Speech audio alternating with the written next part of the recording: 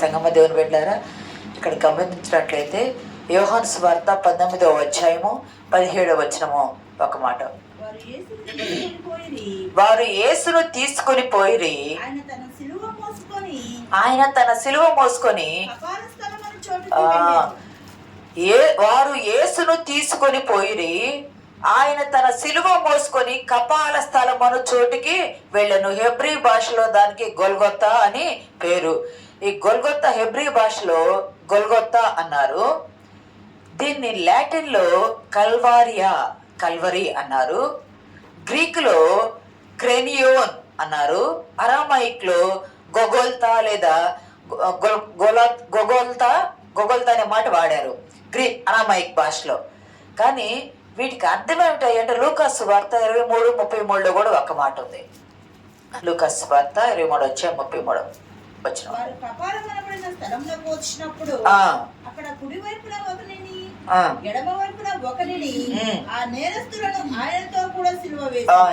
వాళ్ళు కపాల స్థలము. ఇక్కడ కపాలము అంటే అర్థము పుర్రె. కపాలము అంటే అర్థము పుర్రె. వీటికి అర్థం ఏమిటయ్యా? గొల్గొత్తా అన్నారు, కల్వరి అన్నారు, క్రెనియోన్ అన్నారు, గొగొల్తా అన్నారు, రకరకాలుగా అన్నారు. యేసుక్రీస్తు ప్రభువాన్ని మనం 2 రోజులు బట్టి శిలువ ధ్యానంలో మనం చెప్పుకుంటున్న ఈ శిలువ ధ్యానాల్లో గెత్సేమనే వనములుండి పట్టబడ్డారన్నాము, అక్కడి నుండి 6 తీర్పులు తీర్చబడ్డారన్నాము, అక్కడి నుండి ఆయన కొరడాలతో కొట్టి శిలువ వేసి అంత వీధులు నడిపించుకుంటూ వచ్చి వాళ్ళు కపాల స్థలానికి తీసుకువెళ్ళారు, లేదా కల్వరికి తీసుకువెళ్ళారు. ఎక్కడుంది ఇది? ఎక్కడుంది కల్వరి అని అంటే, ఇక్కడ మనం ఈ వాక్యాలు చదువుకుంటూ వెళ్తే మత్తయిలో కానీ, మార్కులో కానీ, యోహానులో కానీ ఇవ్వబడ్డ మాటల్లో ఏమిటాయి అంటే, వారు వెళ్ళుచూ ఉండగా కురేనీయుడైన సీమోను వారికి ఎదురు పడతాడు. కురేనీయుడైన సీమోను ఎదురు పడితే ప్రభువారు మొయ్యలేకపోతున్నారని ఆ సిలువను కురేనీయుడైన సీమోనుకు ఇస్తారు. అతను ఎక్కడ ఉత్తర ఆఫ్రికా ప్రాంతం నుండి వస్తూ ఉన్నటువంటి వాడు కురేనీయుడైన సీమోను. పస్కా పండుగకు యూదుడు కాబట్టి శుద్ధీకరణ కొరకు యెరూషలేమునకు వస్తూ ఉన్నాడు. అతను ఎదురయ్యేటప్పటికి ప్రభువారు వెళ్తూ ఉన్నారు, అతను వస్తూ ఉన్నారు. ఆపోజిట్ ఎదురయ్యారు. వాళ్ళు ఎదురయ్యేటప్పటికి అతని మీద మోపారు. ఎక్కడి నుండి వస్తున్నారు? ఊరు బయట నుండి ఊళ్ళోకి వస్తూ ఉన్నాడు. ప్రభువారు ఎక్కడి నుండి వస్తున్నారు? ఊరిలో నుండి ఊరు బయటికి వస్తూ ఉన్నారు. ఈ కల్వరి ఎక్కడుందయ్యా అని అంటే, కల్వరి ఊరికి వెలుపల ఉన్నది. కల్వరి ఊరికి సమీపమే, కానీ ఊరి బయట ఉన్నది. అనమాట. ఇది ఇంకెక్కడ ఉందయ్యా అంటే, దమస్కు జెరూసలేము నగర కోట గోడ ఉంది కదా, యెరూషలేము ప్రాంతం ఉంది. యెరూషలేముకు కోటలు ఉంటాయి కదా, ఆ కోట గోడల వెలుపల, లోపల కాదు. కోటల గోడ కట్టేశారు. ఇంక ఇది యెరూషలేము ప్రాంతము. లోపలికి వస్తే అంత లోపల గేటు బయట, ప్రహరీ బయట ఉంటే, గేటు బయట ఉంటే అదేమవుతుంది అంటే గోడకి వెలుపల ఉంటది. అంతే కదా, దమస్కో గేటు, సిరియా రాజధాని దమస్కు అంటాం కదా, దమస్కస్ గేటు దగ్గర ఎక్కడైతే అపోస్తుడైన పౌలు దమస్కు ఎంట్రన్స్ గాంగల్ని యేసుక్రీస్తు ప్రభు వారు దర్శనం ఇచ్చారు, అటువంటి ఆ దమస్కో గేటు దగ్గర 30 అడుగులు ఎత్తునైన మానవ పుర్రె ఆకారంలో ఉంది. ఈ కల్వరి అనేది ఎక్కడుందంటే యెరూషలేము గేటుకు వెలుపల బయట, దమస్కో గేటు ద్వారం, వేరే రాజధాని అయిన దమస్కో గేటు ద్వారం వెళ్ళే ఎంట్రన్స్కి వెళ్ళే దగ్గర 30 అడుగులు ఎత్తుండే ఒక రాళ్ల తిప్పంట మానవ పుర్రె ఆకారంలో ఉంది.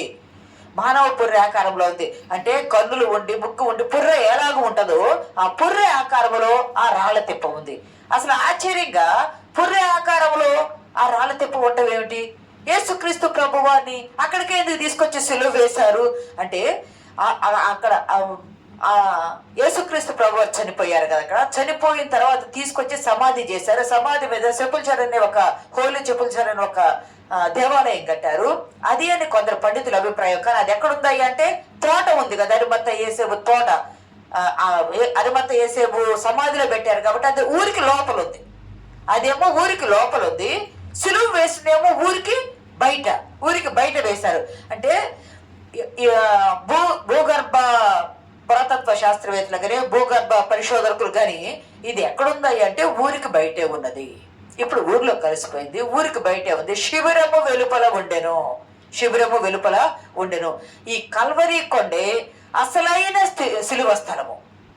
యేసుక్రీస్తు చనిపోయి సమాధి చేయబడ్డ సమాధి ఉన్నది కాదు. ఎక్కడైతే కల్వరిలో తన ప్రాణాన్ని పోగొట్టి తన రక్తాన్ని చిందించారో అదే ఆ కల్వరి స్థలమే భూగోళం అంతటికి సెంటర్ ప్లేస్. భూగోళం అంతటికి అంటే సర్వ మానవాళికి రక్షణ ఇచ్చిన రక్షణ స్థలం అది, కేంద్ర బిందువు. ఇది పుర్రె ఉంది. ఎందుకు పుర్రె ఆకారంలో ఉందయ్యా అంటే పండితుల స్మిత్ షీన్ అనే పండితుల అభిప్రాయం ప్రకారము మొదటి మానవుడైన ఆదాము ఉన్నాడు కదా, ఆదాము చనిపోయినప్పుడు ఆదాముని అక్కడ పెడితే మొదటి మానవుడైన ఆదాము పుర్రె ఆకారములో ఏర్పడిన ఆ రాతి తిప్ప మీద రెండవ ఆదామైన యేసుక్రీస్తు ప్రభు వారు రక్తము చిందించి ఆదాము యొక్క సంతతి అయిన మన మానవుల పాపాన్ని పోగొట్టడానికి అక్కడ కల్వరి స్థలములో ఆయన అది ఆదాము పుర్రె అని పండితుల అభిప్రాయము చెప్పారు. ప్రియ సంగమా దేవుని బిడ్డలారా, నిజంగా రెండవ ఆదాముగా యేసుక్రీస్తు ప్రభు వారు వచ్చారు. పాత నిబంధనలో కానీ మనం గమనిస్తే మత్తయి 27:33 చూడవసరం లేదు. కానీ వారు వెళ్ళుచుండగా కురేనీ సీమోను కనపడ్డారు అంటే మార్కు 15:20 ఆయన ఆ మార్గమున సీమోను వెళ్ళుచుండగా బలవంతం చేశారు అంది. యోహాను 19:20 పట్టణంనకు సమీపమై ఉండెను ఆ ప్లేస్ అని ఉన్నది. ఇంకా గమనిస్తే ఇప్పుడు మనం చదివిన దానిలో కూడా ఉంటది. యేసు 20వ వచనంలో యేసు సిలువ వేయబడిన స్థలము పట్టణమునకు సమీపమై ఉండెను. ఊరి వెలుపలే గాని అదంతా చిన్న ప్రాంతమే కాబట్టి పట్టణమునకు సమీపమై ఉండెను అంది. హెబ్రీ 13:12 ఒకసారి చదువుకుందామండి. హెబ్రీ పత్రిక 13:12 వచనం.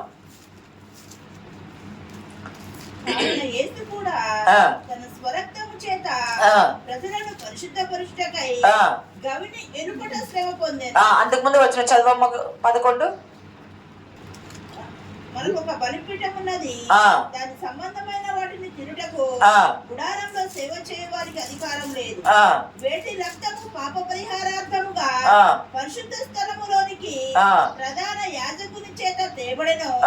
ఆ జంతువుల కళేబారంలో శిబిరమునకు వెలుపట దహింపబడును. దేవుని నామానికి మహిమ కలుగునుగాక. ఎంత ప్రవచన నెరవేర్పు జరుగుతుంది. అన్యాయపు తీర్పు పొందిన వాడే ఆయన పోబడ్డాడు.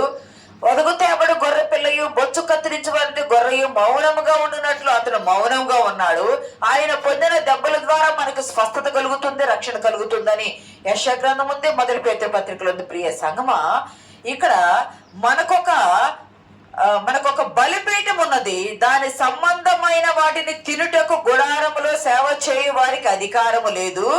వేటి రక్తము పాప పరిహారార్థముగా పరిశుద్ధ స్థలములోనికి ప్రధాన యాజకుని చేత తేబడును. ఆ జంతువుల కళేబరమును శిబిరములకు వెలుపట దహించబడును. ఇక్కడ మనం గమనించినట్లయితే పాత నిబంధనలో సంఖ్యాకాండములో గాని, లేవియ కాండములో గాని, ద్వితీయోపదేశ కాండములోని ఇవన్నీ గమనిస్తే ప్రియ సంగమా దేవుని బిడ్డలారా, బలులు 5 రకాలైన బలులు ఇచ్చేవారు. మొదటిది దహన బలి ఇచ్చేవారు. ఇది ఇంకో వేరే టాపిక్ అవుతుంది. కానీ దహన బలి ఇచ్చేవారు. రెండవది పాప పరిహారార్థ బలి ఇచ్చేవారు. మూడవది సమాధాన బలి ఇచ్చేవారు. ప్రాయచిత్తార్థ బలి ఇచ్చేవారు. ప్రాయచిత్తార్థ బలి, పాప పరిహార బలి, సమాధాన 5 రకాలైన బలులు ఇచ్చేవాడు. ఆ బలులో యేసుక్రీస్తు ప్రభు వారు అపరాధ పరిహారార్థ బలి, పాప ప్రాయచిత్తార్థ బలి, పాప పరిహారార్థ బలి అంటే ఇవన్నీ కూడా ప్రభు వారికి ఏ సంబంధం లేదు. ఇవన్నీ ఏ బలి కూడా ఆయన పరిశుద్ధుడు, ఏ పాపము నిమిత్తము చేయవలసిన అవసరం లేదు. మొదటిది నైవేద్యం కూడా అంటారు. నైవేద్యం అంటే పిండితో నూనెతో చేసే నైవేద్యం కూడా అంటారు. కానీ యేసుక్రీస్తు ప్రభువారు దహన బలి అయ్యారు. చాలాసార్లు మనం అనుకున్నాం. ఎట్లా దహనం అయ్యారయ్యా అంటే సిలువలో పాపము దహించబడింది. సిలువలో ఒక వారం చెప్పాను. సిలువలో ఏమి దహించబడింది బూడిద బుధవారం రోజు చెప్పాను. ఏమి దహించబడింది అంటే 12 గంటల మొదలుకొని 3 గంటల వరకు ఆయన మీద పాపము ప్రోక్షించబడింది కదా. ఈ గిన్నె నా ఎదురు తొలగించంటే గిన్నెలో ఉన్న పాపము, సర్వమానవాళి పాపము ఆయన మీద ప్రోక్షించబడ్డప్పుడు ఆ పాపాన్ని పరిశుద్ధ అగ్ని ద్వారా దహించి వేశారు. దహన బలి ఎలా అయ్యారంటే శారీరకంగా దహన బలి కావాల్సిన అవసరం లేదు. గమనిస్తే దహన బలి ఇచ్చేటప్పుడు ఏం చేస్తారంటే పరిశుద్ధ స్థలములో యాజకులు దానిని వధించి దాని చర్మం వదిలేస్తారు. దాని రక్తం గారుస్తారు, బలిపీఠం చుట్టూ పోస్తారు. రక్తం వధించి బలిపీఠం చుట్టూ రక్తం పోసి దాని చర్మాన్ని ఒలుస్తారు. యేసుక్రీస్తు ప్రభు వారు కూడా చర్మం వలవబడ్డట్టు వీపు మీద మాంసపు ముద్ద అనేది లేకుండా ఎముకలు లెక్క పెట్టడం అయింది. 22 కీర్తనలు అన్నారు కదా, నా ఎముకలు. ఆయన్ను కూడా పశువును ఒలిచినట్టు కొరడాలతో చర్మం అంతా ఒలిచారు. పశువును ఒలిచినట్టు కొరడాలతో చర్మం అంతా ఒలిచారు. ఆయన తీసుకొచ్చి ఎక్కడ వేశారయ్యా ఈ ఈ ఈ లేఖనాల ప్రకారం అంటే ఊరి వెలుపట. ఊరి వెలుపట. ఎందుకు ఊరి వెలుపట అంటే పాప పరిహారం పోవాలి కదా. దహన బలి అంటే రోమపత్రికలు అంటాడు 12:1 సజీవ యాగముగా ఆయనకు వనలు మనము సమర్పించుకో. చదువుతారమ్మా 12:1 రోమపత్రిక. కాబట్టి సహోదరులారా, పరిశుద్ధమును దేవునికి అనుకూలమునైన సజీవ యాగముగా, పరిశుద్ధమును దేవునికి అనుకూలమైన సజీవ యాగముగా ఈ శరీరములను ఆయనకు సమర్పించుకొని. ఇక్కడ పరిశుద్ధంగా సజీవ యాగంగా మన శరీరాలను ఆయనకు సమర్పించుకోవాలని పౌలు భక్తు ద్వారా దేవుడు చెప్తున్నాడు. యేసుక్రీస్తు ప్రభు వారు దహన బలి అంటే దానిలో ఏ ఒక్కటి కూడా ఒక్క చర్మమే తీసేస్తారు బయటికి, ఏ ఒక్క భాగము కూడా ఉండకూడదు, మొత్తము దహించి వేసేయాలా. మొత్తము దహించి వేసేయాలా అంటే ఎందుకంటే సజీవ యాగముగా సంపూర్తిగా మనస్ఫూర్తిగా పరిశుద్ధంగా సజీవంగా తనను తాను అర్పించుకోవటం. మన కొరకు యేసుక్రీస్తు ప్రభు వారు నా ప్రాణం పెట్టుటకు తిరిగి తీసుకున్నటకు నాకు అధికారము కలదు, అది తండ్రి నుండి నాకు వచ్చింది, కానీ నాకై నేను ఇష్టపూర్తిగా ఈ పెట్టుచు ఉన్నా అన్నారు. తనకై తాను ప్రభు వారు ఇష్టపూర్తిగా పెట్టుచు ఉన్నారు, ప్రాణం పెడుతున్నారు. దహన బలిగా ఉంది గమనించండి.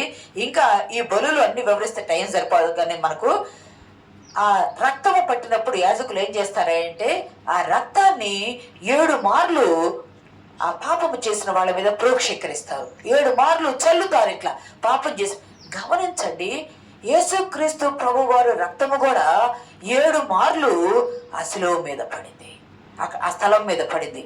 మొన్న చెప్పాను కదా, వీపును కొట్టబడ్డప్పుడు రక్తం పడింది, ముళ్ళ కిరీటం పెట్టబడ్డప్పుడు రక్తం పడింది, చేతికి గాయమైనప్పుడు రక్తం పడింది, ఈ చేతికి గాయమైనప్పుడు రక్తం పడింది, కాళ్ళు 2 పాదాలకి పడవబడ్డప్పుడు 2 పాదాల నుండి కారింది, రక్తమైంది, ఆరైపోయింది, ప్రక్కలో పడవబడ్డప్పుడు రక్తమైంది. అంటే 7 సార్లు ప్రియ సంగమ దేవుడు పెట్టారా, 7 సార్లు కూడా ప్రభు వారి రక్తము పాపము చేసిన వారి మీద ప్రోక్షీకరించబడింది. ఎంత ప్రవచనాన్ని చప్పట్లు కొట్టి దేవుని నామని మహిమపడదాం. ఎంత ప్రవచన నెరవేర్పు. ఎందుకంటే ఆదాము పాపం చేశాడు, ఆదాము చేసిన ఆ పాపము ప్రియ సంగమా దేవుని బిడ్డలారా, ఆదాము చేసిన ఆ పాపము అతని సంతతి అయిన మనందరి మీద ఉంది. కానీ ఆయన దహన బలిగా అర్పించబడ్డాడు, సమాధాన బలిగా అర్పించబడ్డాడు, పాప పరిహారార్థ బలిగా అర్పించబడ్డాడు, ప్రాయశ్చిత్తార్థ బలిగా అర్పించబడ్డాడు. ప్రియ సంగమ రకరకాలుగా ఆయన అర్పించబడి మన కొరకు సజీవ యాగముగా తనను తాను అర్పించుకున్నాడు. అది దేవునికి ఇష్టమైన బలియాగము, దేవునికి ఇష్టమైన. గమనించండి, ఇప్పుడు ఇవన్నీ అతి పరిశుద్ధంగా కూడా ఆయన అర్పించుకున్నాడు. ఇవన్నీ మనం గమనిస్తే ధర్మశాస్త్రం వచ్చిన దగ్గర బలులు వచ్చినాయి.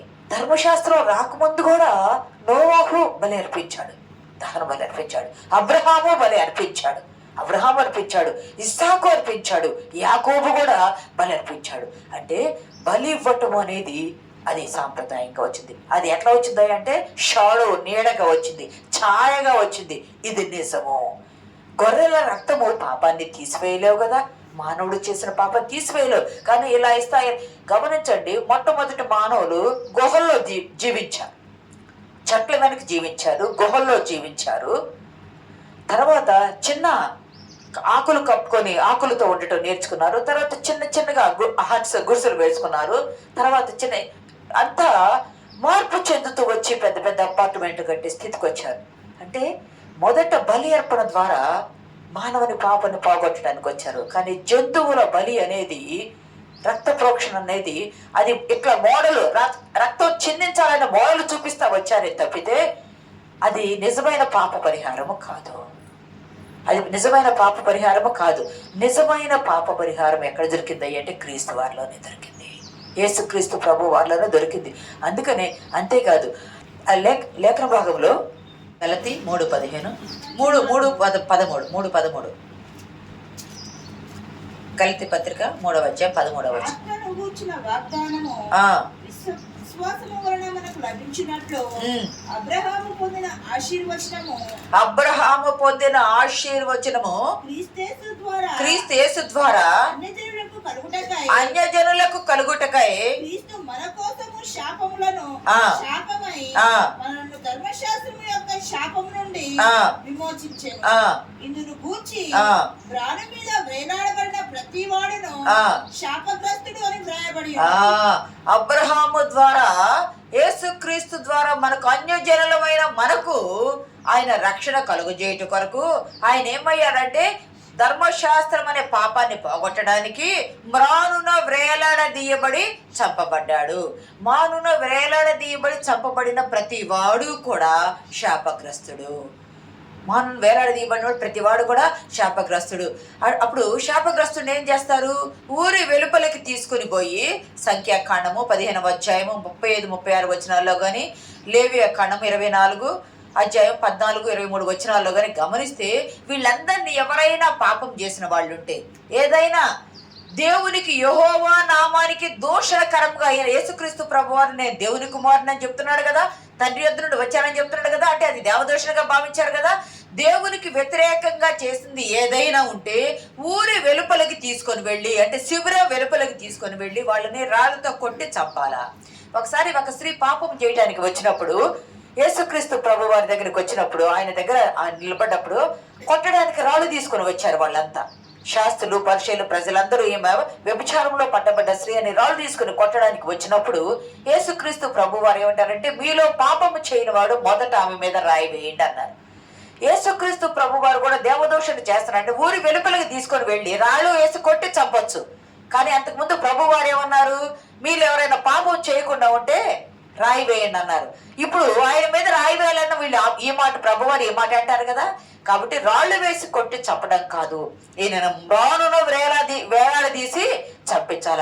అలాగ సిలువ వేస్తే అది రోమీయులది. సిలువ వేయడానికి భయపడతారు, యూదులు భయపడతారు.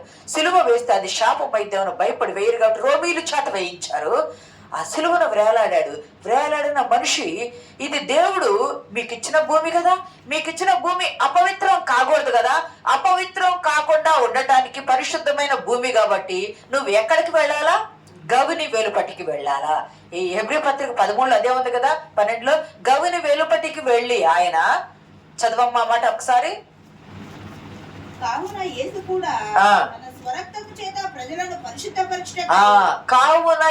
కూడా తన స్వరక్తము చేత ప్రజలను పరిశుద్ధపరచుటకై గవిని వెలుపట గవిని లోపలికి రాలేదు. ప్రియ సంగమా, దేవుని బిడ్డలారా, ప్రభు వారు ఏది చేసినా ధర్మశాస్త్రాన్ని కొట్టివేయకుండా ధర్మశాస్త్రం ప్రకారం చేసి సిలువలో ధర్మశాస్త్రాన్ని కొట్టివేశారు. ఇంకా బలులు ఇవ్వవలసిన పని లేదు. మొట్టమొదట రాళ్ళు వేసి ఊరు వెలుపలకు తీసుకెళ్లి కొట్టి చంపాలా. కానీ మీరు ఏ పాపం చేయకపోతే వేయండి అంటారు ప్రభు వారు అనుకొని ఆయన్ని ఊరి వెలుపలకు తీసుకెళ్లి సులువు వేసి చంపారు. ఒకటి. రెండవది, రానున్న వ్రేలాడిన వాడు శాపగ్రస్తుడు. శాపగ్రస్తుని అయినప్పుడు వాడిని వెంటనే మ్రాను నుండి దింపి వేస్తారు. ఎందుకంటే భూమి అపవిత్రం కాకుండా ఉండటానికి దింపి పూడ్చిపెట్టేస్తారు. మూడవది, దహన బలి పశువును వధించేది శిబిరం వెలుపట. దహన బలి పశువును వధించేది 3 గంటలప్పుడు వధిస్తారు.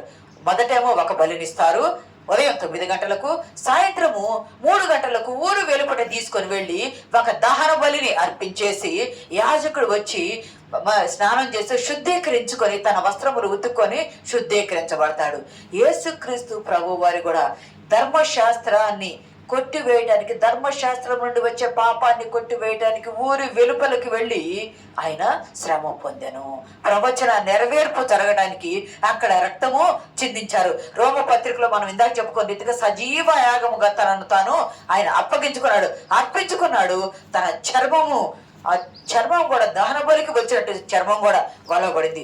ఎందుకయ్యా అంటే, ప్రియ సంగమా, దేవుని బిడ్డలారా, పండితుల అభిప్రాయం ప్రకారము ఆదాము పాపం చేశాడు, జంతు రక్తాలు పాపాలు పోవు. కాబట్టి యేసుక్రీస్తు ప్రభు వారే శరీరధారి అయి, దేవుని కుమారుడే శరీరధారి అయి భూమి మీదకి వచ్చి ఆదాము పాపాన్ని కప్పివేశాడు. ఆదాము పాపాన్ని రక్తం ఎందుకు ప్రోక్షీకరిస్తారు? పాపము కనబడకుండా. రక్తాన్ని ఎందుకు ప్రోక్షకరిస్తారంటే, పాపము చేసిన వ్యక్తిని ఎందుకు చల్లుతారా అంటే నీ పాపము కనబడకుండా ఉండడానికి ప్రోక్షకరిస్తారు. ఆదాము మానవ పుర్రె ఆకారములో ఉన్న ఆ కపాలపు కొండ మీద, ఆ రాళ్ళ తిప్ప మీద పరిశుద్ధుడు, అతి పరిశుద్ధుడైన ప్రభువు రక్తము మానవుని పుర్రె మీద కప్పబడింది. కాబట్టి పాపము పోవటానికి ప్రక్షాళన చేయడానికి మార్గమైందన్నారు. దహన బలి దీన్ని ఏమంటారు అంటే సర్వమానవాళి పాపం ప్రాయశ్చిత్తం చేయబడింది అన్నారు. కానీ దహన బలిని హెబ్రీ భాషలో ఓలా అనే మాట వాడతారు. ఓలా అంటే అధిరోహించుట. ఓలా అనే మాటకు అధిరోహించుట. బలి నుండి ఈ దహన బలి నుండి దహన బలి ఇస్తున్నారు కదా, దహన బలి ఇచ్చటం, అధిరోహించడం అంటే పైకి వెళ్ళటం. అధిరోహించడం అంటే జయించటం, పైకి వెళ్ళటం. దహన బలి ఇచ్చేటప్పుడు ఏమవుతుంది, పొగ వస్తుంది కదా బలిపీఠం మీద నుండి. అది కాల్చబడేటప్పుడు అంత కొవ్వుతో జంతువు అంతా కాల్చబడేటప్పుడు ఆ పొగ పైకి వెళితే ప్రభువునకు ఇంపైన సువాసన. ప్రభువునకు, అందుకే పౌలు అంటాడు కదా, చూడవసరం లేదు కానీ దేవునికి మనము ప్రీతికరమగు సువాసనగా ఉండాలి. మనం ఎలా ఉండాలి అంటే మన ప్రార్థన. మరి యేసుక్రీస్తు ప్రభు వారు ఎక్కడ ధూపం వేశారయ్యా అంటే మన ప్రార్థన విజ్ఞాపన ఆయనకు ధూపం వలె చేరింది. పశువునైతేనేమో బలిపీఠం మీద దహించి వేస్తే ఆ పొగ ఆకాశానికి అధిరోహించటము. ఆకాశానికి చూడవసరం లేదు కానీ ఆదికాండం 8వ అధ్యాయంలో నోవాహు దహన బలి నర్పించినప్పుడు చూస్తారు. 8వ అధ్యాయము, ఆదికాండము 8వ అధ్యాయము 21వ వచనం చదవండి. 8:21. అప్పుడు నోవాహు యెహోవాకు బలిపీఠము కట్టి పవిత్ర పశువులన్నిటిలోనూ కొన్ని తీసుకొని ఆ పీఠము మీద దహన బలి అర్పించాను. అప్పుడు యెహోవా ఇంపైన సువాసన ఆగ్రానించి ఇక మీదట నరులను బట్టి భూమిని మరలా శపించను. ప్రియ సంగమా, అప్పటి నుండి తండ్రి అయిన దేవుడు అది పీల్చుకున్నాడంట, ఇష్టపడ్డాడంట, నాగ్రానించాలని ఇవ్వబడింది. యేసుక్రీస్తు ప్రభు వారు కూడా సజీవ యాగముగా తండ్రికి ఇష్టమైన సంపూర్ణమైన బలిగా అర్పించి సులువు మీద ఉండి ప్రార్థన విజ్ఞాపన అనే ధూపాన్ని వేశారు. తండ్రికి విజ్ఞాపన ప్రార్థన అనే ధూపాన్ని వేయటాన ఆ ధూపము తండ్రి సన్నిధికి చేరి నోవాహు కాలములతో ఇక మీదట ఇటువంటిది మరలా నేను ఎన్నడూ ఇవ్వను నరులకి అని దేవుడు ఎలాగైతే చెప్పాడో, మరలా భూమి మీద ఇటువంటి సిలువ మరణం ఇంకొకసారి బలియాగము చేయవలసిన అవసరము లేదు అని ఈ ప్రార్థన అంగీకరించబడిందంట.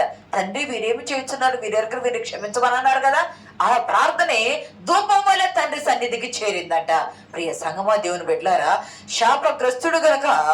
శాపగ్రస్తుడు ఊరి వెలుపట మరణించాలా? కాబట్టి యేసుక్రీస్తు ప్రభు వారు దహన బలిగా బలి అయినారు, ఊరు వెలుపట మరణించారు, మ్రానున వేలాడినవాడు శాపగ్రస్తుడయ్యాడు. అంత మాత్రమే కాదు, ఆ బలిని దేవుడు అంగీకరించటమే కాదు, పాప పరిహారార్థ బలి, మానవుని అతి పరిశుద్ధ ప్రాయశ్చిత్తార్థ బలి కూడా చేయబడింది. ఇవన్నీ చేయటం వల్ల యేసుక్రీస్తు ప్రభు వారు తండ్రికి ఇష్టమైన బలిగా, తండ్రి పంపించిన కుమారుడు తండ్రి చిత్తము నెరవేర్చిన వాడుగా, తండ్రి ఇదిగో నీ చిత్తం నెరవేర్చిన ఆత్మని నీకు అప్పచెప్పుకుంటున్నానని తండ్రికి అప్పచెప్పుకున్నాడు. ఉదయం 9 గంటలకు ఆయన్ని సిలువ వేశారు. మధ్యాహ్నం 3 గంటలకు ఆయన సిలువలో మరణించాడు. 9 గంటలకు అనేది ఉదయకాల బలి అర్పణ, 3 గంటలు అనేది సాయంకాల బలి అర్పణ. ఇంతకు ముందు చెప్పారు, సాయంకాల బలి అర్పణ ధర్మశాస్త్రం ప్రకారము బలి అర్పణ జరిగింది. ధర్మశాస్త్రం ప్రకారము ఆయన చనిపోయారు. ధర్మశాస్త్రం ప్రకారము బలి యాగము కొట్టివేయబడింది. ధర్మశాస్త్రం ప్రకారము అబ్రహాము ద్వారా యేసుక్రీస్తునందు మనకు ఆశీర్వాదం వచ్చింది. ధర్మశాస్త్రం ప్రకారము ఆయన బలి తండ్రికి సువాసనగా ఆగ్రానించబడి ఇక మీదట మరలా నా కుమారుని పంపించవలసిన పని లేదని మానవుని పాప పరిహారము బలియాగము అర్పించబడిపోయింది. అందుకని మానవుడు చేసిన పాపాన్ని మరొక మానవుడైన యేసుక్రీస్తు ప్రభు వారు వచ్చి మానవ జాతి మీద ఉన్న పాప విమోచన క్రయధనముగా తన ప్రాణాన్ని పెట్టి మనల్ని విలువ ఇచ్చి కొన్నాడు. మనం కాదు, మన ఆయన సొత్తు. మన కొరకు ఇవ్వబడ్డ ఈ విలువైన సొత్తును మనం నిర్లక్ష్యం చేయకూడదు. పాపి అయిన ఆదాము అతని సంతతి పైన ప్రోక్షీకరించి సజీవ యాగముగా కల్వరిలో తన ప్రాణం పెట్టి ఉన్నాడు ప్రభు. కల్వరి ఎందుకయ్యా అంటే ప్రపంచానికి రక్షణ. కల్వరి ఎందుకంటే పాపికి విమోచన, కల్వరి ఎందుకంటే పరలోకపు నడిపింపు, కల్వరి ఎందుకంటే తండ్రితో సమాధానం, కల్వరి ఎందుకంటే నీవు నేను ఆయన కుమారులు కుమార్తెలుగా ఉండటానికి. ఈ కల్వరి పరిశుద్ధుడైన దేవుడు పాపిగా చేయబడిన స్థలము. కల్వరిలో పరిశుద్ధుడైన దేవుడు పరలోకమును దిగివచ్చి పాపిగా చేయబడిన స్థలమే ఈ కల్వరి. పాపి అయిన మానవుడు పరిశుద్ధుడిగా ఏర్పాటు చేయబడిన స్థలమే ఈ కల్వరి. పరిశుద్ధుడైన దేవుడు పాపిగా చేయబడిన స్థలము, పాపి అయిన మానవుడు పరిశుద్ధుడిగా ఏర్పాటు చేయబడిన స్థలము. ఇక్కడ ఈ కల్వరి యేసుక్రీస్తు నామము ద్వారా తప్ప ఏ నామమున కూడా రక్షణ లేదు, పాపికి విమోచన లేదు. ఈ కల్వరి వైపు చూసిన వాడు రక్షించబడి పరలోకము చేర్చబడతాడు. అలాగ ఉండుటకు పరిశుద్ధాత్మ దేవుడు సహాయం దయచేయను గాక. ఆమేన్.